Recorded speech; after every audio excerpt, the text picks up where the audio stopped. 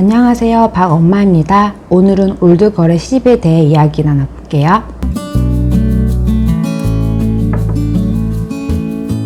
여러분은 시를 읽으며 삶을 견딘 적이 있나요? 내가 아닌 엄마로 아내로 사는 게 고달파 엉엉 울고 싶을 때마다 시를 읽으며 삶을 견딘 분이 있습니다. 오늘 이야기 나눌 은유 작가님이세요. 올드걸의 시집은 엄마로, 여자로, 작가로서의 일상을 보내며 얻었던 번뇌와 깨달음, 더 나아가 존재론으로까지 뻗어가는 작가의 사유를 만나볼 수 있습니다. 올드걸의 시집에선 한 편의 글이 끝날 때마다 시 한 편을 읊어줍니다. 깊이 있는 글과 묵직한 시로 가볍게 읽히진 않아요. 이 책의 진가를 맛보려면 천천히 읽으며 곱씹고 음미해야 할 것 같습니다. 내일의 불확실한 희망보다 오늘의 확실한 절망을 믿는 게 낫다고 말하는 작가의 책 올드걸의 시집. 이 묵직한 울림을 어떻게 정리를 해야 할지 고민이 정말 많았어요. 많고 많은 내용 중 가장 와닿았던 부분은 아무래도 제가 엄마다 보니까 엄마인 작가의 상황과 감정에 집중하며 읽게 되었어요. 그래서 엄마라는 자리에 무거움이란 키워드로 정리를 해봤어요. 시작하기에 앞서 카페모카로 당 보충 좀 할게요.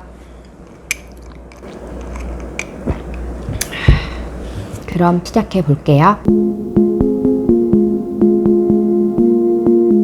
저자는 20대 초반에 결혼해서 아이를 둘 낳습니다. 젊은 엄마라고 하기보단 너무 일찍 엄마가 된 소녀였죠. 그래서 엄마가 아닌 생에 대한 갈망이 더욱 컸습니다. 그렇게 20년을 살다 엄마로서 심신의 변화를 맞이합니다. 그 여정을 따라가 보죠. 늘 입으로는 엄마도 엄마 인생이 있단다 하고 주장해 왔지만 뜻대로 살기 힘들었다. 자기 중심적인 엄마라는 죄의식에서 자유롭지 못했다. 고작 7살 아이 혼자 두고 오랜만에 만난 친구랑 소주잔 기울이는 나를 스스로도 좀 심한 엄마로 규정하게 된다. 정말로 아이 키우는 일은 순간순간이 어려운 시험이다.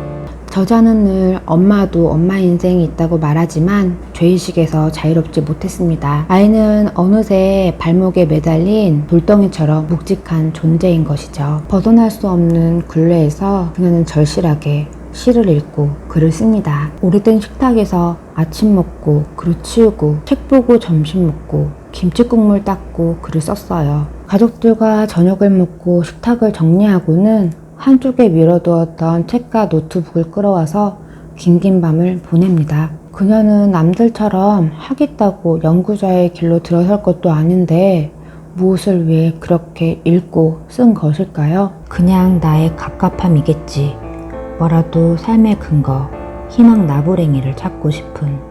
엄마가 되어 남편에게 종속된 존재로 사는 건 서럽습니다. 경력 단절로 경제력까지 잃으면 수치심이 들고 본인의 무능을 자학하기도 하죠. 그렇다고 해서 현실은 달라지지 않잖아요.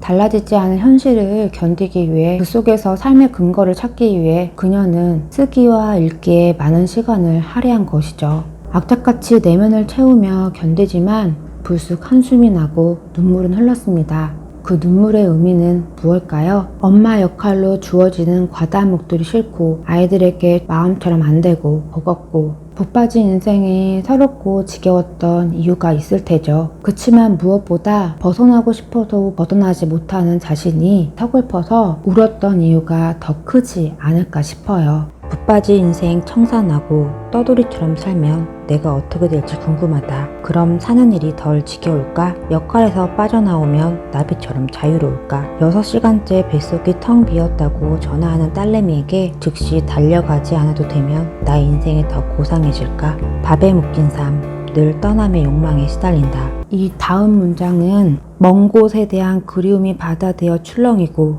마음만은 지중지중 물가를 거닌다. 입니다. 특히 방금 구절은 지겨운 생활을 청산하고 싶어 애가 끓지만 행동하지 못하는 엄마의 고뇌가 처연히 담겨 있네요. 엄마의 자리에서 떠난데도 홀가분한 삶을 살지 못할 거라는 걸 저자는 알기 때문이죠. 이러한 감정은 엄마라면 누구나 느끼게 되는 것 같아요. 이러한 엄마의 인생이 원통해서 눈물은 더욱 흐르는 게 아닐까요?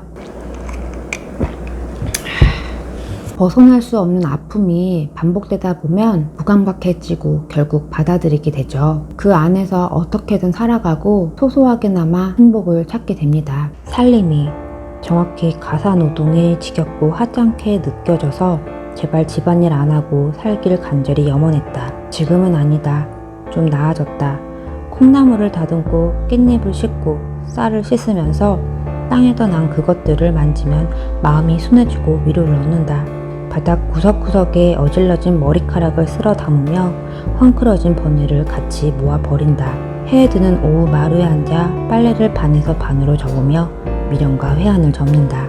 사람은 적응의 동물이라는 게 참 구슬퍼지는 구절입니다. 벗어나려고 발버둥 치는 것보다 오히려 그것을 받아들이며 중심을 잡아가는 작가가 처연해요. 그치만 이게 엄마라는 자리의 무거움이 아닐까 싶습니다. 작가는 엄마가 되어 인간의 품위를 잃지 않으려 분투했고 수없이 무너지며 아파했어요. 이 과정을 긴 시간 거치며 끝내 소망하게 됩니다. 더 이상 엄마들이 아프지 않은 세상을 위해 나부터 아프지 않고 울지 않는 엄마가 되는 일이 남았다. 자식이 울까봐 미리 우는 엄마가 아니라 엄마가 웃어서 자식도 웃게 하는 그런 행복한 엄마들이 많아지는 세상. 엄마가 내게 남겨주신 숙제다. 엄마로서 더 이상 아파하지 않겠다는 결연한 다짐이 보입니다. 많은 아픔들로 그녀는 서서히 생이 강하는 폭력과 혼란에 질서를 부여하며 마음을 다스리게 됩니다. 그리고 아까와 같은 구절을 적어낼 수 있었겠지요. 시를 통해 고통으로부터의 도피가 아닌 남루한 현실을 직시하는 것만으로도 이상하게 힘이 났다고 말하는 작가. 엄마라는 현실을 직시하며 전보다 덤덤히 아픔을 대면하는 작가의 모습을 볼 수 있었습니다. 강산이 두 번 변한다는 20년을 거치며 그녀도 변합니다. 전보다 더 평온하게 엄마의 자리에 앉을 수 있게 된 것이죠. 올드걸의 시집으로 엄마라는 자리의 무거움을 견뎌내는 작가의 여정을 함께 봤어요. 이 책은 제가 다룬 엄마라는 키워드 말고도 여자, 사랑관계, 부모님, 자식, 사랑, 인생도 다룹니다. 기회가 되신다면 직접 읽으면서 작가의 글에 빠져보셨으면 좋겠습니다.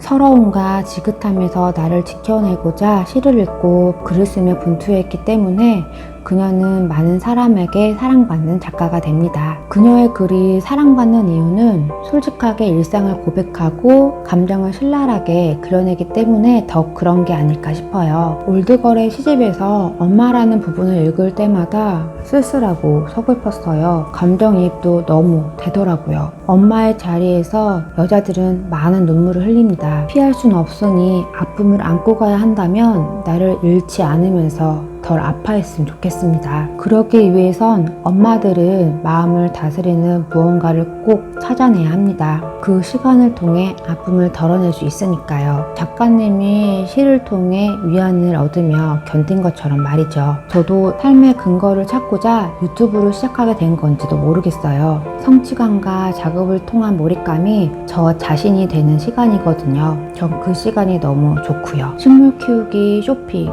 독서 등등 위안을 삼을 만한 나만의 무기를 우리 엄마들은 꼭 만드셨으면 좋겠어요. 오늘도 우리 엄마들 힘내봐요. 모든 당신을 응원할게요. 여기까지 봐주셔서 정말 감사합니다. 다음 시간에는 김슬기 작가님의 딸에게 들려주는 여자 이야기로 찾아뵐게요. 마지막으로 올드걸의 시집에 소개된 시 한 편을 낭독하며 끝낼게요.